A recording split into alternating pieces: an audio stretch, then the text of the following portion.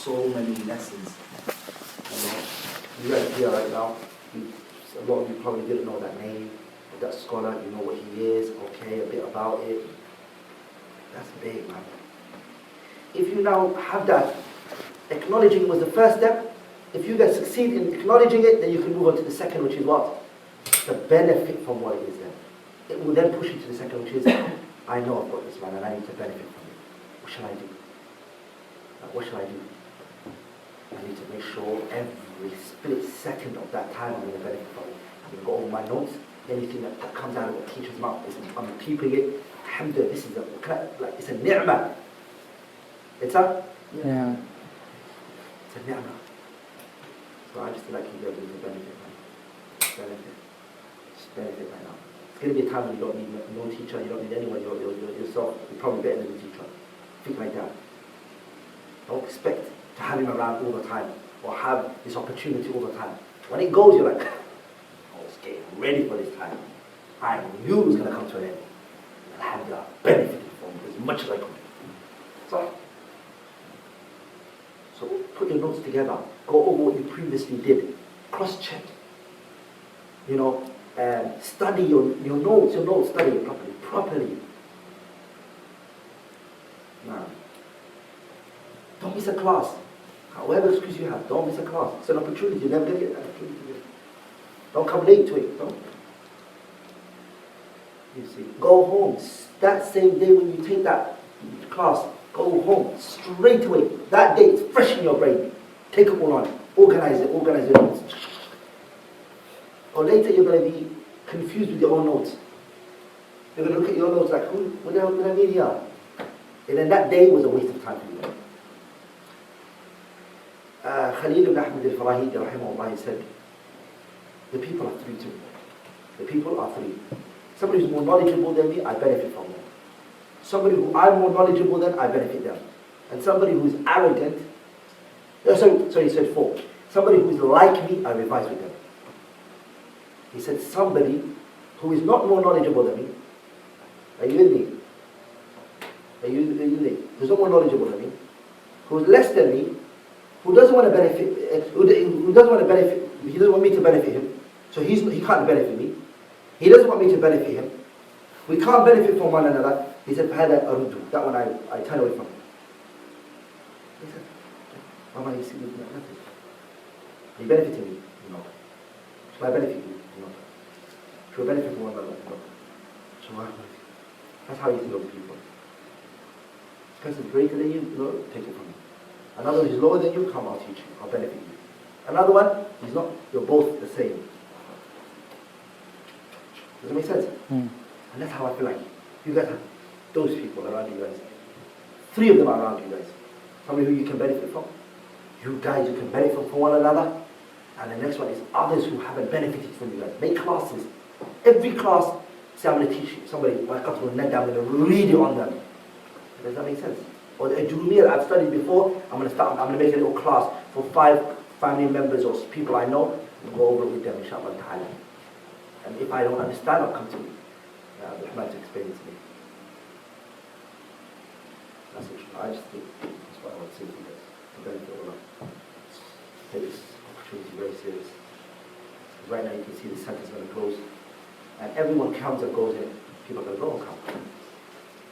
So what are you going to tell yourself? That year this center was open and these classes were running and everything, if you're still like, I don't know much, I still can't speak Arabic. I can't write a full Arabic sentence today. Who are you going to blame? I can't read a paragraph and understand it properly. Who are you going to blame? لا تلومن إلا نفسك. Don't blame except who?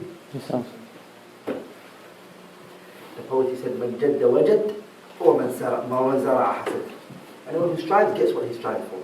And anyone who plants his seed, he will get the crops, the fruits of his planting. So, you get what you put in. You will get in. What you put in. So, that's definitely it. All those notes that you guys have put together, sit down amongst yourselves. Say, brothers, Allah has done it for one another. Sincerely, from what heart to heart.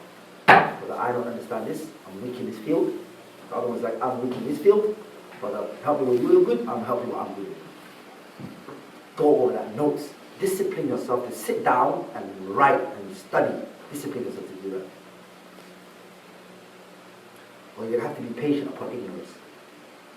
It's better your patience in knowledge, right? Yes. So be patient upon jahl. I said everybody you guys, right? Barakallah. No, big books, look for the big book, especially in this country. Couple of minutes, the big book in this country, like big.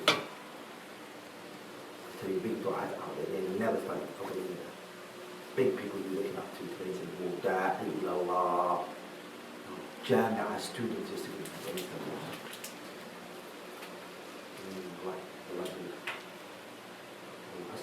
brothers doing PhD in علوم اللغة, in the Arabic language, haven't studied Qatr al-Nada from side to side. But he said to his brother, what does Mubarrid believe in this issue and Farisi believe in this issue?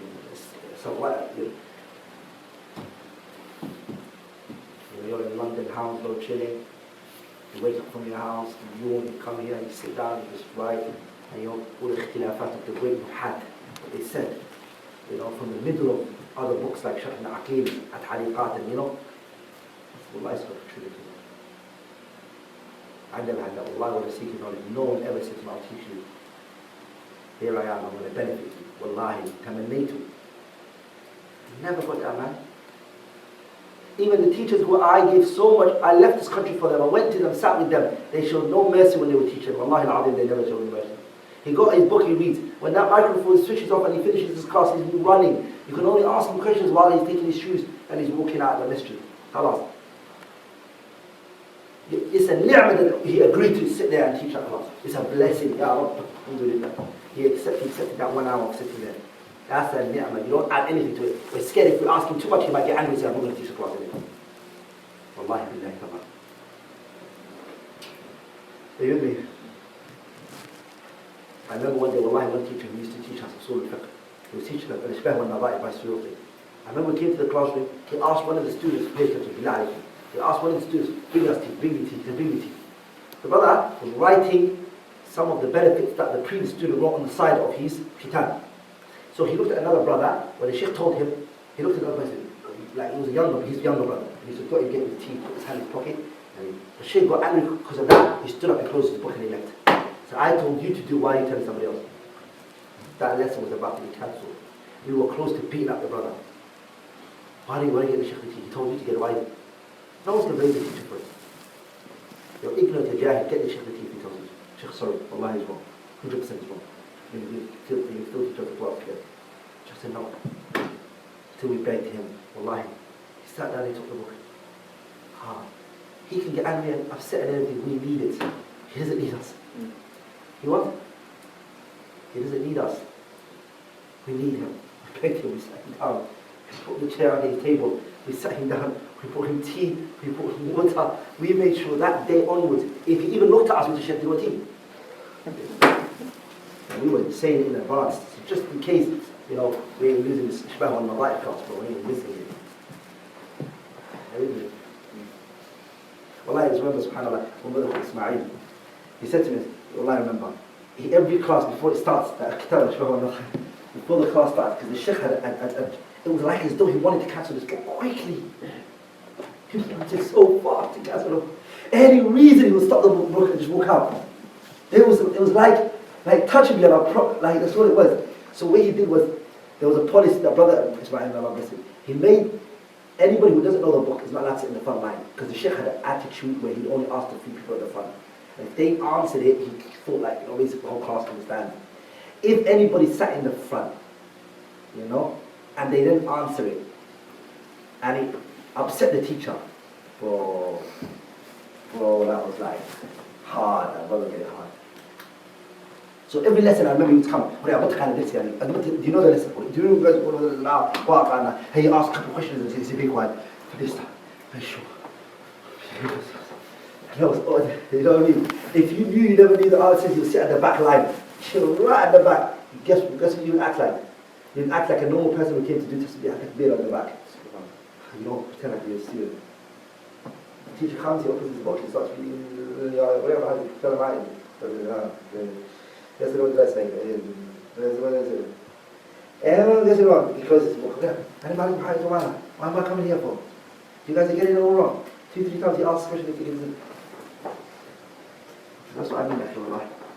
And I used to find my kids, youngsters, youths, wallahi, they're actually walking on the road with books on their hand in the sun, in the heat, just walking, reading. Like some of them, wallahi, billahi, tallahi, you would say, Majani, you're crazy, bro. He's talking to himself. In the middle of the desert, like, you know, somebody's like a proper desert here, like proper sandy and everything. In the middle, he's standing like, he's actually, like, the class and discussion he's doing it. You're driving by, or you're walking by him and you see him in the middle, just, something like that. Talk to yourself. I remember, like in the middle, he stopped. And you're coming to, like people like that. Seek knowledge, man. You think this is crazy. Oh, people like that. Allah. So, that's what I'm saying to you, man. Allah. You guys have those opportunities, things which make sure your notes. Just pass your notes. You don't know something. He knows it. Ask him. He knows it. Ask each other. Literally, do you have to bring it up? Yeah, you don't have to bring a lot to the teacher. A lot of the times you don't have to. And wallahi, what we used to try to do is, before we even came to class, we used to try to read in advance what the class was about. Just in advance. Go out of our way to research, look at it, prepare, let alone not know what's yesterday. That is well known. Today when he's talking, because that teacher was not a merciful teacher. He would stick to the text. Nobody can ask him questions. As soon as he closes his books, he would jump off the table and he would run outside the masjid. He would let you ask him on the reply. You would ask him, but it depended on how he felt. Sometimes he'd give you a lengthy, he would stop for you and he would give you an answer and expand on it. And sometimes he didn't care, he just would walk off. Makes sense? So a lot, like 80, I wouldn't be lying if I said 90% of the studying was from the students. The teachers, only 10%. And that's why our teachers, they could finish books quick, effective. He would have struggled. It's like, a thick 1-volume book. He did it for 16 hours. If I was to try to teach a book today in a class, it's something else. I'm trying to use a board for them. Trying to ask them a question. They ask me the question in the middle of the classroom. And I still, next day when I come ask them a question, they don't know nothing. Makes sense? So, the benefit of life. They say Laylatul Zalma iftaqatul badr. The night when it's proper pitch black, you realize the moon. Sheikh Al-Bani used to say to his students, he used to say to them, my befriending and my existence amongst you is preventing you guys from seeing a lot. Say it to them. His students, they said, Hirman makes it haram for you to see a lot of things. My mu'asara, my living amongst you guys, makes you guys not see a lot. But when I go, and that's the truth. When your mama died, when your dad died, I don't care what type of father he was, the day he died, you realize so many people come your way. Finances that he used to control, even if it's petty stuff, start coming your way, you have to pay it. Like he was standing somewhere and he was holding something down, all those things just start flowing on you. Make sense? So some people, human living existed amongst you, people who hold things from you, and when they go, you see those things now. Allah knows what's because he was hiding it from you. He was dealing with it. He was what? So benefit. Because either way, everyone's going to depart, leave each other.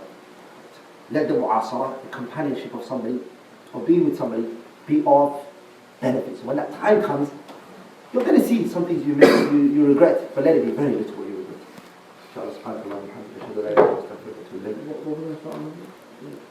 I'm a fish of waqat. I might probably start looking at from scratch again. Let's stick to one. Inshallah.